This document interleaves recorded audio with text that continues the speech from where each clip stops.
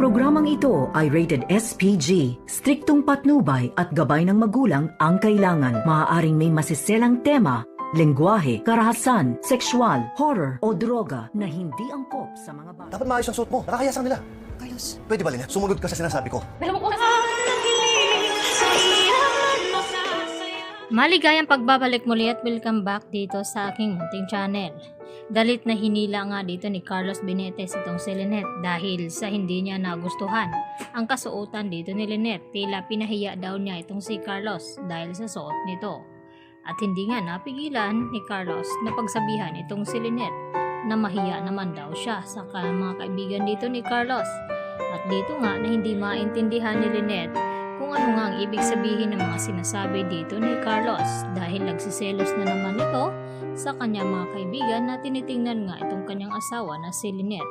At maya-maya nga ay kinagulat ng lahat na biglang dumating itong si Annalyn at sinabi dito kay Carlos na bitawan itong kanyang ina na si Lynette dahil alam na nila ang katotohanan dahil inamin na nga ni Zoe sa kanila na itong tunay na ama ni Zoe ay walang iba kundi itong si Carlos Benitez dahil sa DNA results na pinagawa nga dito ni Don Pepe na hindi nga nila kadugo itong si Zoe.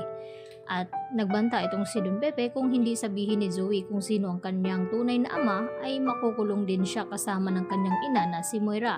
At wala na nga nagawa pa itong si Zoe dahil naipit na nga siya dito sa sitwasyon sa akala ni Zoe na hindi makakaligtas itong si Don Pepe. At narinig din pala lahat ni Don Pepe ang mga sinasabi dito ni Zoe at Moira na dapat wala daw makakaalam sa kanilang sekreto na matagal nang alam dito ni Zoe ang itinatagong sekreto tungkol sa kanyang tunay na pagkatao na hindi si Doc RJ ang kanyang tunay na ama. Dahil dito, galit din itong si Giselle at RJ dito kay Zoe, lalong-lalo na dito kay Moira. Dahil napag-alaman nila na ito pala may pakana kung bakit nawawala itong si Don Pepe, itong si Zoe at Moira at muntik-muntika na nga na mapahamak itong si Don Pepe. Dahil sa nalaman dito ni Don Pepe na hindi nga anak ni RJ itong si Zoe. At itinakas nga nila itong si Don Pepe at inilagay sa likod ng kotse. Buti na lamang ay naharangan sila ng mga pulis.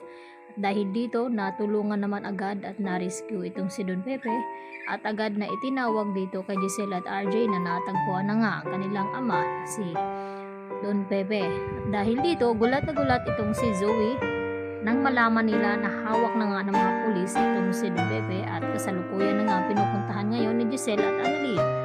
At wala na nga kawala itong si Zoe nang sabihin dito ni Annalyn na nagsisinungaling ito dahil kararating lang ni Zoe dito sa Apex dahil sa sinabi ni Joy na kung saan daw nagpupunta itong si Zoe at kahit pilit niyang pagtakpan ng kanyang sikreto ay malakas ang kutob dito ni Annalyn na may kinalaman itong si Moira sa pagkawala nga dito ni Don Pepe, lalo pat nakita dito ni Annalyn na may bit-bit nga na wheelchair itong si Moira, kaya matibay na ebidensya ito laban kina Moira at Zoe at madidiin nga ito at baka ito na ang kanyang katapusan at makukulong at pagdusahan ni Zoe ang kanyang mga ginawang sikreto dito sa kanyang ama na si RJ.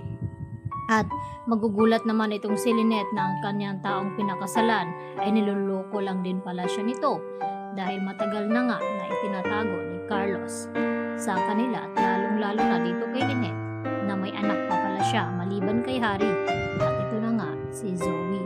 At tinago ni Carlos ng matagal dito kay Lynette bago ikasal at hindi nga akalain ni Lynette na lulukuhin lang pala siya dito ni Carlos na pinagkatiwalaan nito. At ngayon ay hawak na nga ni Carlos itong si Lynette at sunod-sunuran sa lahat ng gustong ipapagawa nito at muntik-muntikan na ngang hindi matuloy ang kanilang dinner dahil sa nagalit itong si Carlos kung bakit humingi daw ng tulong itong si Lynette dito nga kay Dr. Enriquez. Kaya yun naman ay pinagtataka ni Lynette na kung bakit galit itong si Carlos dito kay Dr. Enriquez na kaibigan naman daw nila ito. Yun pala, ang gusto mangyari ni Carlos ay pahirapan talaga itong si Lynette. Yan ang ating patuloy na abangan mamaya sa Abot Kamay na Pangarap. Yan lang po at maraming salamat.